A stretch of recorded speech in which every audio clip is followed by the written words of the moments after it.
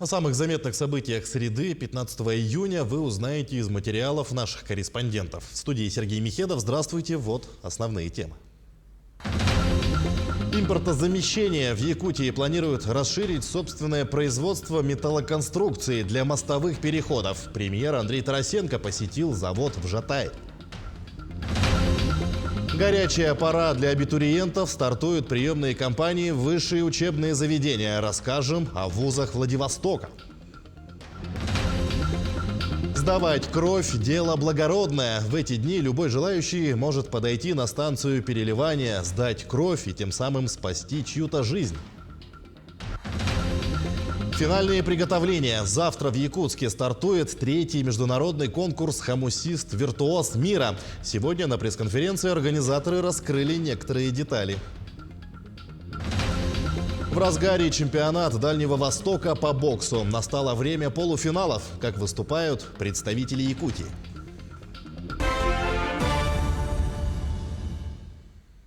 Айсан Николаев актуализировал задачу снизить давление на малый и средний бизнес. Глава Якутии встретился с уполномоченным по защите прав предпринимателей в регионе Альбиной Кычкиной. Айсан Николаев поручил усилить конструктивное взаимодействие субъектов малого и среднего бизнеса с федеральными надзорными органами и прокуратурой. Он подчеркнул, что необходимо определить проблемные факторы и работать над их устранением. Напомним, ранее глава поставил задачу существенно снизить уровень административного давления. По итогам прошлого года наблюдает снижение федерального индекса административного давления. Сейчас наша республика занимает 69-е место.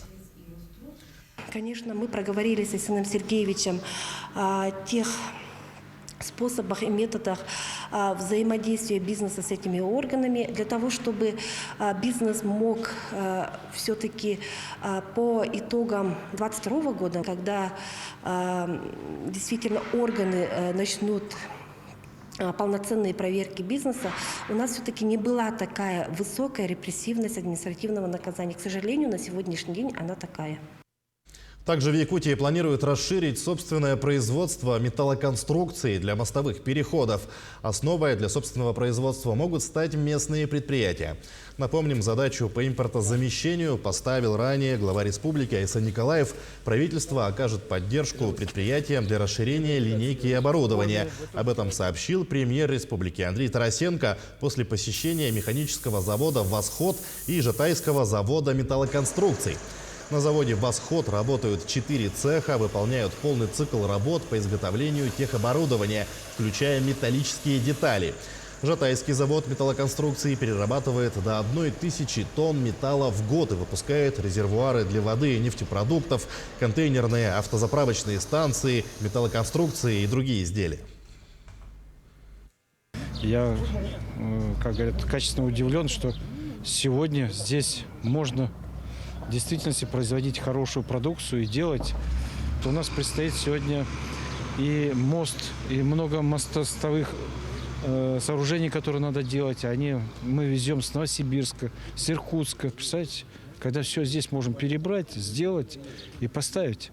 Потом у нас огромная сегодня предстоит работа по преобразованию нефтебаз в Арктике. Поэтому мне было важно увидеть, что руки есть, головы тоже есть и желание есть. Вот это здорово. И сейчас мы эти все заказы будем, соответственно, размещать на наших площадках. С 20 июня по 7 июля в Нерюнгринском районе отключат горячее водоснабжение. В зону отключения попадают город Нерюнгри, поселки Серебряный Бор и Биркакит. Связано это с тем, что Нерюнгринская ГРЭС в соответствии с утвержденным администрацией графиком приступает к гидравлическим испытаниям. Кроме того, 18-19 июня температура горячей воды будет снижена. На период испытаний горячее водоснабжение и системы отопления будут отключены персоналом для обеспечения безопасности потребителей в связи с поднятием давления. О случаях появления повреждений на системах отопления просят немедленно сообщить в организации, обслуживающие дом, или в диспетчерскую Нерюнгринской ГРЭС по телефону 425 66. В этом году у нас запланировано 2 большие ремонтные работы, которые увидят и почувствуют все горожане. Это замена магистральных тепловых сетей на площади Ленина, в которой уже производится, а также замена магистральных тепловых сетей по улице Аюнского. но к ним мы приступим позже. Также энергетики Ниренгринской ГРЭС приняли участие в пожарно-тактической тренировке по отработке навыков тушения резервуара мазута. Это совместное мероприятие с огнеборцами 2-й пожарной части Федеральной противопожарной службы по Республике Саха-Якутия. Тактический замысел было возгорание 2-го резервуара с мазутом, частичное обрушение крыши и стен резервуара. Значит, на данных учениях привлекался Ниренгринский пожарно-спасательный гарнизон, в который входила задача ликвидация открытого горения. Оперативный персонал и все структурные подразделения на практике отработали пошаговое взаимодействие при возникновении аварии на территории топливно-транспортного цеха. Целью подобных мероприятий является выявление уровня подготовки персонала, овладение навыками действий в нештатных ситуациях. Также на данных учениях сегодня присутствует нештатное аварийно-спасательное формирование по разливу нефтепродуктов и поставлено в известность о действиях о сегодняшних пожарно-тактических учениях профессиональное аварийно-спасательное формирование с города Якутска. Проведение учений позволяет оценить состояние защищенности жизненно важных интересов сотрудников НГРЭС и всего опасного производственного объекта в случае возникновения чрезвычайной ситуации техногенного характера, а также позволяют оценить готовность объекта к ликвидации ЧС. Тамара Игнатьева, Захар Головин, Нерингри. Кроме того, в Нерингри активно ремонтируют дороги. Еще в прошлом году начался ремонт улицы Ленина. Предусмотрено асфальтирование дороги, тротуароустройство, установка поребриков и бордюрного камня. И самое главное, чего не хватало городу – устройство ливневых отводов воды. Все работы ведут в соответствии с графиком. Также идет текущий ремонт еще одной центральной улицы – Дружбы народов. В рамках заключенного соглашения он предусматривает 3 этапа. Сметная стоимость – 123 миллиона рублей. Асфальт проложат до перекрестка с проспектом Ленина. Эти работы тоже завершат в текущем году. Следующий этап, который мы планируем начать, мы разработали уже проект на улицу Южно-Якутской от начала и до конца. Мы получили положительное заключение государственной экспертизы, и на сегодняшний день идет проверка сметной цены данного проекта. Мы своевременно намерены подать заявку на будущий год в этом году, и улица Южно-Якутская стоит следующая в очереди, после Дружбы народов. Соответственно, надеемся, что мы Дружбы народов завершим в следующем году и начнем какой-то из этапов улицы Южно-Якутской.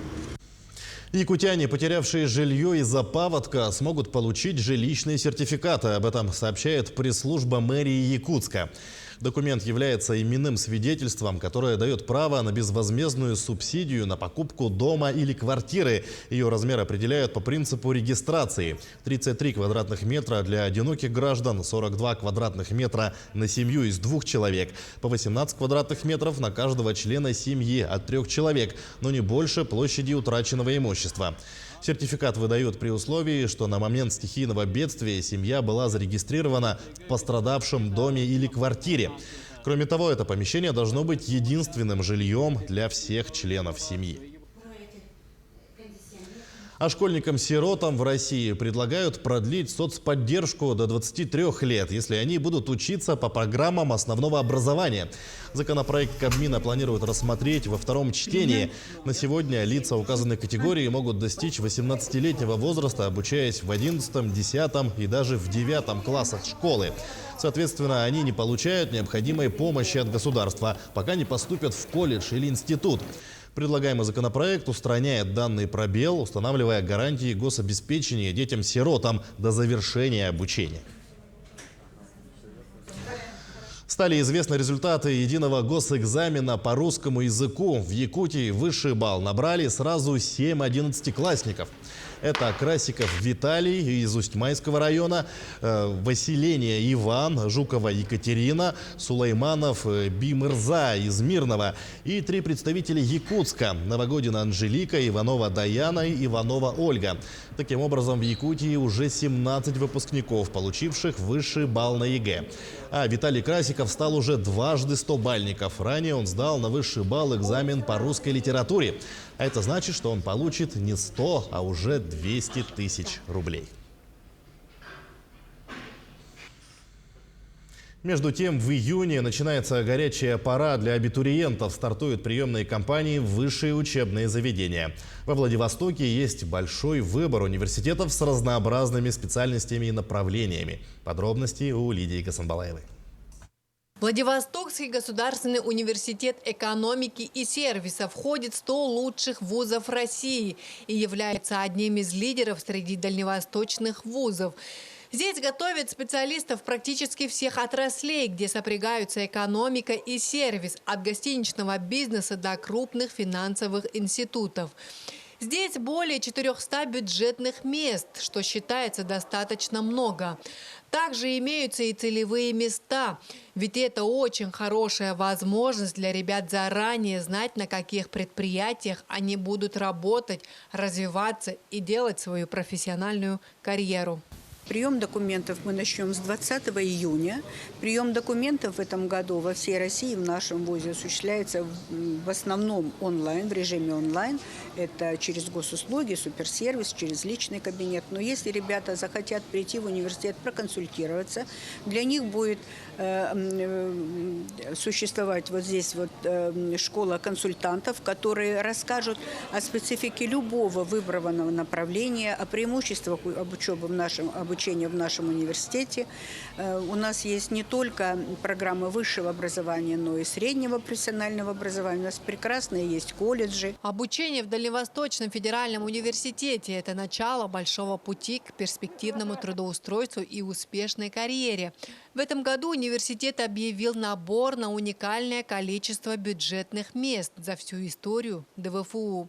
Набор будет производиться на 3077 бюджетных мест, бакалавриата и специалитета. А также традиционно выделяется как минимум 25% целевых мест. Мы наблюдаем ежегодный рост интереса со стороны абитуриентов Республики Саха-Якутия. И в прошлом году студентами нашего университета из республики стали 272 выпускника ваших школ, чему мы несказанно рады. Мы очень рады, что интерес со стороны детей республики к нам растет, они сюда приезжают. В свою очередь университет им готов предоставить практически неограниченные возможности в части инфраструктуры, в плане, естественно, подготовки качественной как будущего специалиста, но и о бытовых условиях мы не забываем. В каждом университете большое количество бюджетных мест, что считается большим показателем. Всех приезжих обеспечивают достаточно комфортным и удобным общежитием, что тоже немаловажный фактор принятия решений. Так что с уверенностью можно сказать, что абитуриентов из Якутии ждут в вузах Владивостока. Лидия Гасанбалаева, Владивосток. Сейчас приятная новость из Москвы. Гендиректора медиагруппы «Сетим» Владимира Степанова наградили государственной наградой «Заслуженный журналист Российской Федерации». Соответствующий указ подписал президент Владимир Путин. Почетное звание присвоили за вклад в развитие отечественной журналистики и многолетнюю плодотворную работу. Неделя доноров продолжается в Якутске. Она приурочена ко Всемирному дню донора, который отмечают ежегодно 14 июня. В эти дни любой желающий может подойти на станцию переливания и сдать свою кровь, продолжит Мария Кардашевская. Культура донорства в Якутии развивается. Об этом заявили врачи республиканской станции переливания крови. На сегодняшний день в Якутии более 16 тысяч доноров. Большая часть из них, около 10 тысяч, проживает в Якутске. За сегодняшний день уже прошло почти 70 человек доноров. Вчера было у нас 80 человек доноров. Вообще вот у нас число доноров увеличилось. Доноры приходят наши, которых мы очень любим, уважаем, всегда ждем.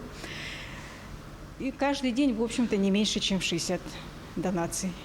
Благодаря развивающейся культуре донорства станция переливания крови получила возможность удовлетворять заявки всех лечебных учреждений. Поэтому они не испытывают острой потребности в донорской крови. Один человек может сдавать кровь до 5 раз в год.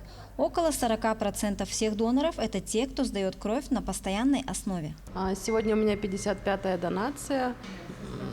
Лет 10 уже я являюсь донором станции переливания крови. Сегодня я сдаю тромбоциты, это компонент крови. Лично по своему опыту, я могу сказать то, что состояние у меня не изменяется после донации.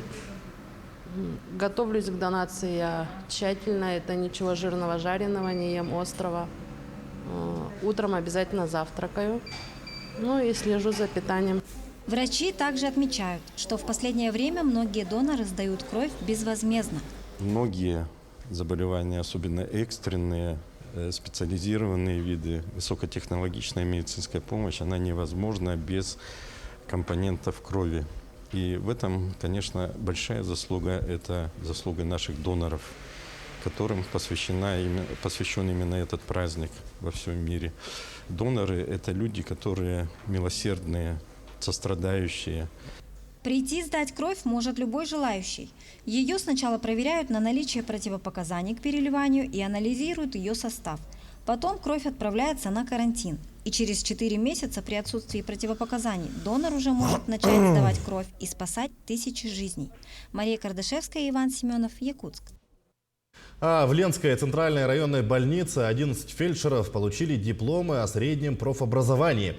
Все они закончили Ленский филиал Якутского медицинского колледжа. А уже в августе выпускники приступят к работе. Светлана Балеева подробнее.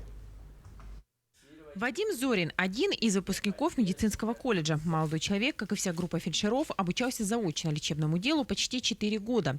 Выбор специальности для молодого человека не случайен. Его мама – врач. Вадим рассказал, что обучение было несложным, интересным. А самый приятный факт – оно проходило на месте, без выезда за пределы района. Сегодня годы учебы позади, впереди начало профессионального пути. В ВИТИМ поеду. Нас уже туда на практику отправляли даже. Понравилось в целом. Так, по идее, по договору 4 года, по-моему, должны отработать. Надежда Минибаева закончила медицинский колледж с красным дипломом. Она одна из лучших выпускниц. К защите готовилась долго и упорно. Защитила, впереди аккредитация. А в августе девушка отправится в поселок Хамра уже работать. Там новый ФАП у нас построен. И как более взрослые, более ответственные меня отправляют. Если Наташа у нас едет в Дорожный, то там есть сообщение с Ленским. Там в любой момент может подъехать скорая. А если Хамра и распутится, то я на месте буду самостоятельно все это делать. Страшновато, но не что. Все так начинали. Не мы первые, не мы последние. Уже 10 лет Ленский филиал Якутского медицинского колледжа готовит медицинские кадры. За это время было выпущено 90 специалистов среднего медицинского персонала. А сегодня выпуск 4-й и 1-й по специальности лечебное дело. 4 года тому назад глава дал слово и дал финансирование района. И благодаря ему сегодня мы подготовили фельдшеров. А раньше не хватало специалистов, медсестер. Сейчас уже полностью закрыт. Теперь фельдшеров. Поэтому на следующий год будет у них набор, нынче, то есть 20 июня начинается набор фельдшеров на 20 бюджетных мест. Несмотря на то, что новый набор студентов начинается только с 20 июня, списки уже наполовину заполнены. Желающих обучаться в Ленском отделении колледжа достаточно много. Преимущество отдают специальности лечебное дело. Надо сказать, что в этом году в колледж могут поступить и выпускники школ. Светлана Балеева, Виталий Андреев, Ленск. В Алдане продолжается благоустройство города. К середине июня власти райцентра уже выполнили обязательства по ямочному ремонту дорог. Теперь настала очередь городских улиц, которые покроют асфальтом. Завершились мероприятия по расчистке кюветов и облагораживанию клумб, навели порядок в парках и скверах, открытых спортивных площадках. А со следующей недели к работе подключат студентов медколледжа, которые в составе стройотряда приступят к разбору ветхих сараев и гаражей. Подписан договор соглашения со стройотрядом. Медколледж на сегодняшний день с АК ЖДЯ. Ждем тоже порядка 25 студентов, которые будут работать на благоустройстве города. В основном это снос сараев, которые легли, возникает пожароопасная ситуация, да? Жилья и все полностью. Люди не хотят в этом направлении участвовать.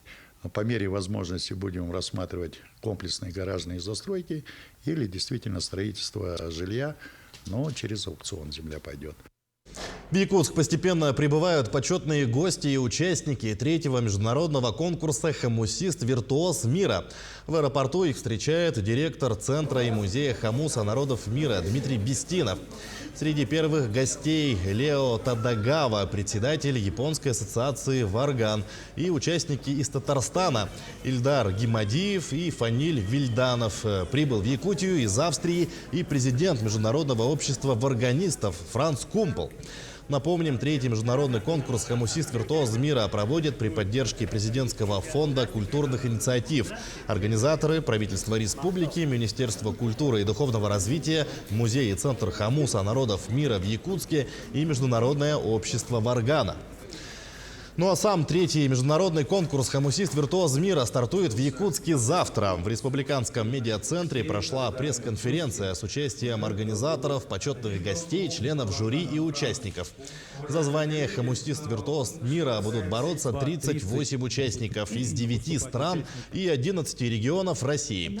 Победителей конкурса определит международный состав жюри, а 9 лучших удостоятся высокого звания «Хамусист-виртуоз мира». На пресс-конференции определили и очередность выступления участников международного конкурса. Прямую трансляцию конкурса смотрите завтра на каналах Якутия-24 в 11:00 и на НВК Саха в 11:30. Не пропустите. Будет два тура, два раунда. Первый состоит из двух частей. Первая часть – это традиционные приемы, это традиционная игра. Вторая часть первого тура – это импровизация. Те, которые прошли первый тур, мы им даем тему, каждому музыканту. Он получает тему, и по этой теме он импровизирует, или она импровизирует. И тогда уже определяем окончательно. Далее о спорте. Открытый турнир по художественной гимнастике «Crystal Summer» стартовал в Якутске. В этом году спорткомплекс «Дахсун» собрал юных гимнасток от 4 до 12 лет из городов Нерюнгри, Алдан, Нюрба, Якутск и Хангаласского района. Уровень подготовки участниц разный, от начинающих до более опытных. Жюри оценивает растяжку, гибкость, акробатику, хореографию спортсменок. Турнир даст возможность раскрыть талант новых звездочек и укрепить навыки более опытных. Соревнования завершатся завтра. По итогам первого дня девочки показали всю свою красоту, изящество, пластичность, грацию. Тем временем в полуфинальных схватках сошлись боксеры на чемпионате Дальнего Востока. В первом поединке весовой категории до 51 килограмма на ринге встретились два якутянина. Двукратный чемпион Европы и серебряный призер чемпионата мира Василий Егоров и Ярослав Алексеев, студент СВФУ. Василий Егоров доказал свое мастерство и с первых минут начал уверенно вести бой. Несмотря на разницу в 9 лет, молодой спортсмен выступил достойно. Бой завершился победой четырехкратного чемпиона России. В той же весовой категории за вторую путевку в финал сразились Николай Григорьев, выступающий за сборную Якутии, и Дугар Айсуев из Бурятии. В этом бою преимущество было на стороне якутянина. Таким образом, в весовой категории до 51 килограмма нас ждет якутский финал. Поединок проведут в субботу.